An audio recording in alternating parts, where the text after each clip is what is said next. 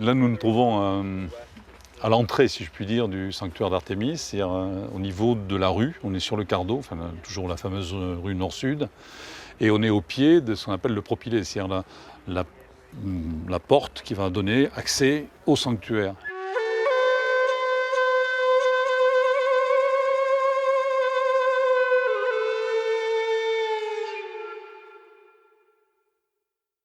Alors le sanctuaire d'Artémis, c'est un sanctuaire qui est, je veux dire, banal, il n'y a pas de surprise. C'est une grosse construction du IIe siècle, c'est-à-dire qu'on n'allait pas trouver de chapiteaux bizarres, on n'allait pas trouver de moulures anormales, etc. C'est de l'architecture classique dans toute sa splendeur.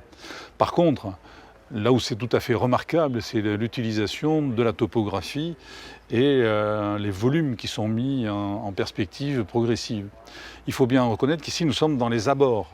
Le sanctuaire est au-dessus, en haut de la colline, on ne le voit pas, et on est à un endroit qui ne correspond qu'au milieu du dispositif, étant donné que l'ensemble démarrait de l'autre côté du Wadi. Il y avait donc une rue, un pont, à nouveau d'abord une première porte sur la rue, à nouveau un tronçon de rue, à nouveau un rétrécissement avec une autre porte monumentale, une place trapézoïdale qui donne sur le Cardo où nous sommes. Donc ça veut dire qu'on partait avec un élargissement progressif. Et on voit que cet élargissement progressif va être de plus en plus important, puisque là nous sommes au pied du propylée.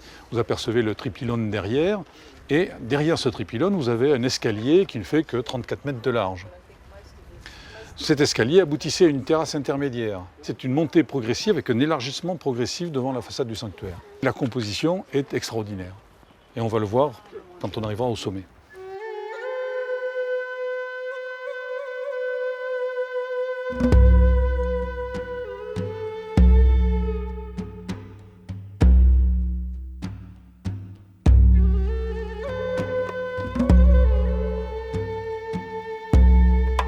Ici, nous avons des colonnes qui sont des colonnes qui se tiennent toutes seules. C'est une colonnade, c'est pas un portique. Ça ne supporte rien. C'est vraiment de la décoration.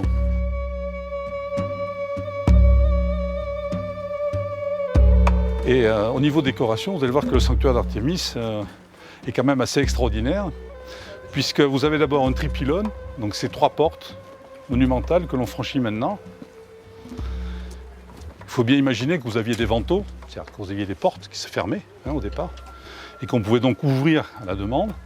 Et derrière, vous avez cette première série de volets de marche, séparés par des petits paliers, et qui aboutissent à une première terrasse sur laquelle se dressait apparemment un hôtel.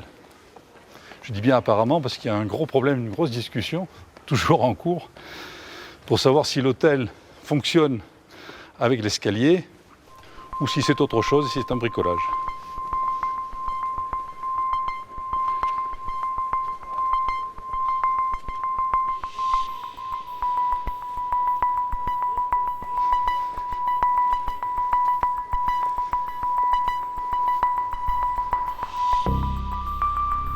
Alors à partir d'ici, vous allez commencer à percevoir les colonnes du sanctuaire, enfin les colonnes du temple même.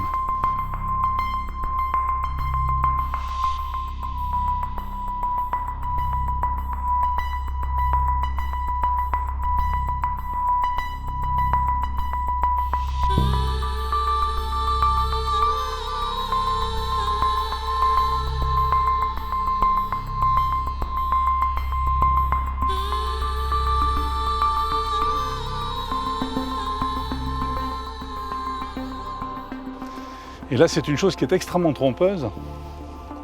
Ou bien vous dire que vous ne voyez absolument pas ça dans l'Antiquité.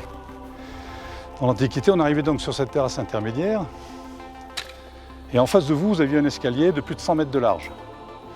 Apparemment bloqué par deux tours. Et entre les deux tours, vous aviez à nouveau, une colonnade. Pas un portique, une colonnade.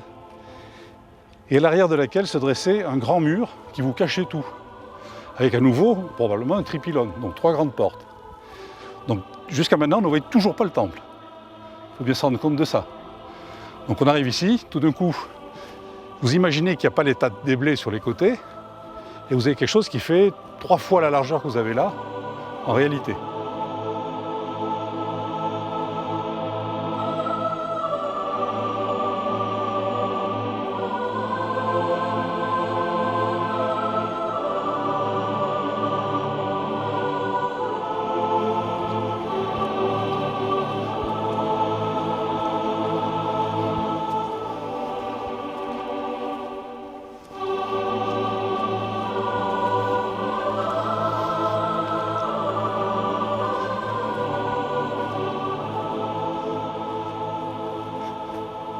Donc voilà, nous arrivons au sommet avec une vision complètement faussée par rapport à ce que vous devriez avoir. Là déjà, on devrait se taper contre une série de colonnes qui ont aujourd'hui disparu. Vous n'avez plus que celles qui sont sur le côté gauche, qui sont encore en place.